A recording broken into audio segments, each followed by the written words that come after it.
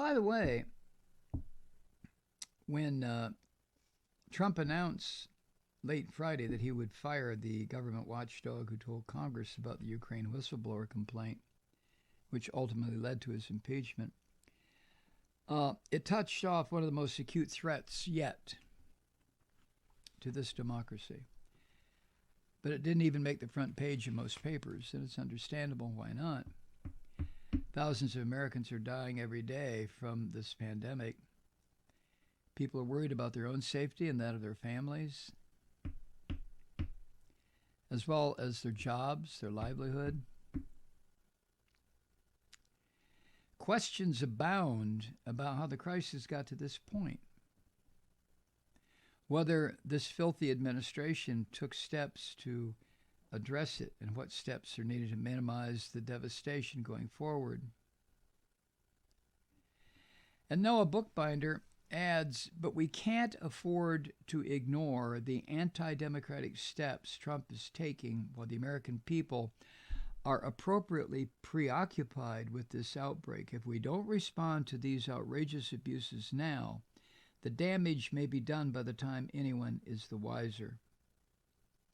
Trump was, before this virus hit, was dismantling representative government, just crushing it, just smashing it, to satisfy his narcissistic personality disorder and to establish himself as the supreme leader.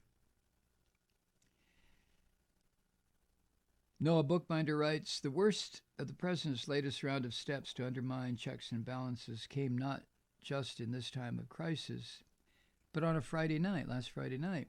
The classic black hole moment for sweeping problematic actions in Washington under the rug. Friday night massacre, Friday night, that's when the axes fall, right? First, Trump announced that he would be firing Michael Atkinson, Inspector General for Intelligence Committee. Trump said in a required letter to Congress that he no longer had, quote, the fullest confidence, end quote, in Atkinson.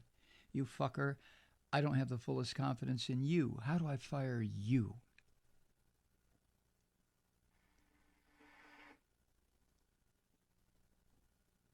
There was not even an effort to disguise the fact that what caused Trump to lose that confidence was Atkinson following the law and allowing the truth to come out about Trump's lawless attempt to pressure a foreign power into helping him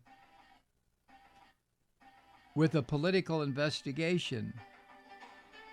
I'm sorry for the noise.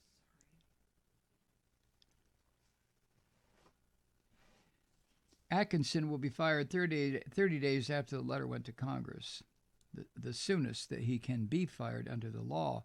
But I'm really trying here. You have to believe me. But Trump can maybe you could just turn it off. I'm trying that too.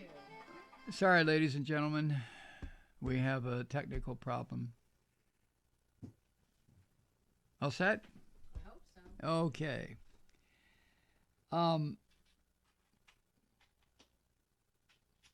So Atkinson can't be fired until 30 days after Trump makes that announcement. But Trump undercut even that law by immediately putting Atkinson on administrative leave.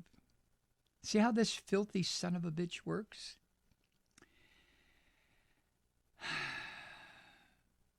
And then Michael Horowitz will be the next one to go. He is the respected Inspector General of the Department of Justice, and he's the chairman of a council that coordinates inspectors general. Horowitz went out on a limb to vouch for Atkinson. He praised Atkinson's integrity and his handling of the Ukraine whistleblower complaint. Horowitz is right, and his affirmation that the Inspector General community, quote, will continue to conduct aggressive independent oversight, end quote, is heartening. How long do you think it'll be before Horowitz is fired? Soon? Next week? Next month? Maybe this evening? Maybe Friday night coming? Anyway, Trump's further action makes that claim questionable at best that the inspectors general will continue their work. Trump compounded the announcement Friday that he was firing Atkinson with an announcement of his intention to nominate White House lawyer Brian Miller to be something called the Special Inspector General for Pandemic Recovery. It's a key position for oversight, of the just passed $2 trillion coronavirus relief package, which is ripe for fraud and corruption. I wonder about Brian Miller, if he will assist in the fraud and corruption. If he's a Trump appointee, the answer is yes, until he's caught. The position of Inspector General for Pandemic Recovery demands ironclad independence, particularly with the risk that the president's company, Trump's relatives, his criminal children, his prickish son-in-law, all these little fuckers who just dig their claws in and steal, that they could seek to benefit from the stimulus package. Oh, no, not the Trump gang. Really?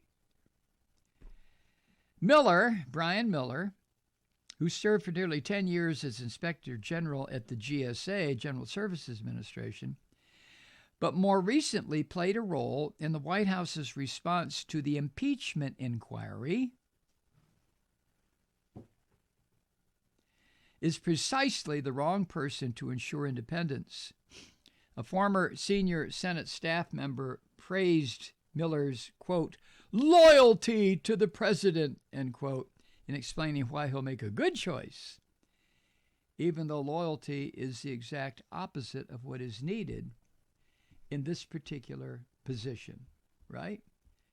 But Trump doesn't hire people unless they give him periodic blowjobs.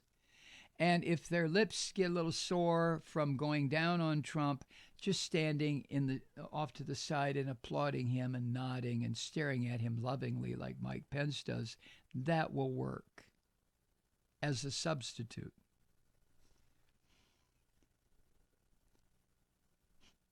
The 1-2 punch of Atkinson's firing and Miller's nomination or appointment is unfortunately just the tip of the iceberg of Trump's dangerous attacks on the independence of inspectors general.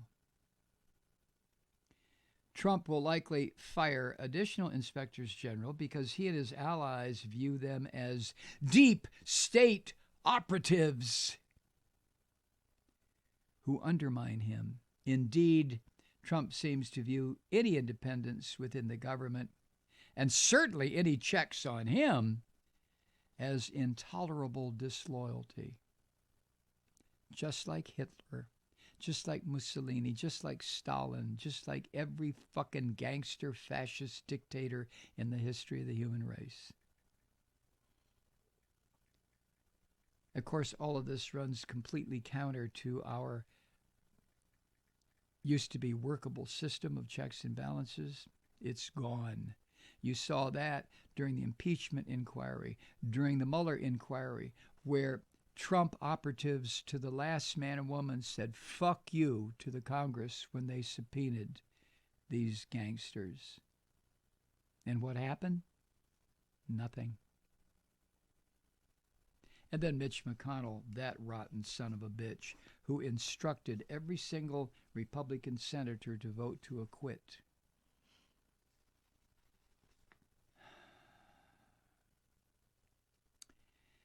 Bookbinder says Friday night's actions came at the end of a week of scary departures from Democratic practices. Reporting indicates that more and more power has gone to the president's son-in-law, Jared Kushner, whose coronavirus shadow task force of government allies and private sector connections is probably running afoul of federal law. But there is no federal law with Trump. It doesn't exist. Kushner meanwhile, is also reportedly playing a significant role in the Trump re-election campaign from the White House, which is unlawful. But that doesn't mean anything to these fuckers. They don't care.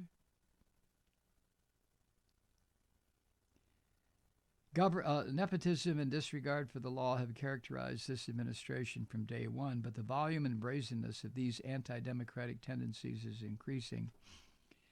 Earlier Friday, the government changed its description on a federal website of the Strategic National Stockpile to correspond to this fucking Jared Kushner's description of it as being for the benefit of the federal government, not the states. Jared Kushner. Also last week, the Navy fired the captain who blew the whistle. All of these autocratic steps come on top of Trump's February purges of officials who testified in the impeachment trial and attempts to meddle in the sentencing of friends and allies convicted of crimes. We're there, folks. This coronavirus has been a blessing to Trump. He loves it. He relishes it. He rejoices in it. You know that as well as I do.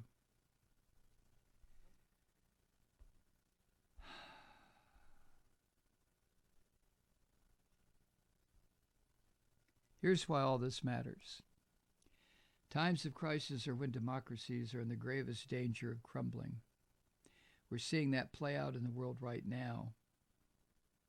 Hungary, which has watched its hard-won post-Cold War democratic reforms slipping away for some time, this week saw its parliament give the prime minister there, Viktor Orban, a fascist, whom Trump has praised, unlimited authority, effectively turning the country into a dictatorship. Dictators around the world are using the pandemic to tighten their control. That's why this is a blessing to Trump. He loves this. He's so thankful.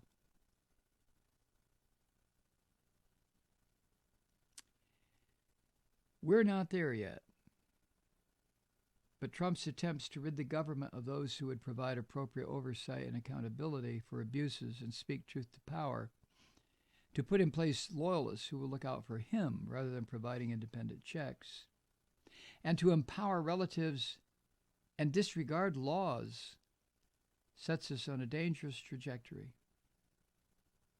Firing inspectors general and replacing them with loyalists is a serious threat to our democracy. The American people must register our outrage. How do we do that? We're confined to our homes. Congress must investigate the firings aggressively and rigorously. How do they do that? There is no Congress in session. See? See how this works? If we ignore the erosion of checks and balances because we are preoccupied with more immediate concerns, we may find that our democracy, when we need the institutions of this country the most, our democracy is disappearing. Just ask Hungary. Hey, truth seekers, while we're practicing safe social distancing, it's a great time to treat yourself with some seriously delicious, responsibly sourced coffee. Awaken to pleasure with River Moon Coffee. But don't take my word for it. Here are two recent reviews. Quote, "We sell River Moon Coffee at Marine General Store, and I can't seem to keep up with customer demand. Not only is the coffee excellent, but the philosophy behind it, the careful sourcing and constant research to bring a quality product to customers, appeals to the hearts of our community." End quote. And here's one from a fellow Malloy listener. Quote, "I love this coffee. I buy it in 5-pound bags. I especially love the Truth Seeker blend." End quote. Sounds like they're planning ahead for the apocalypse. Anyway, support a progressive small business that supports this program. Go to MikeMalloy.com and click on the River Moon Coffee link on the main page. You'll thank me later.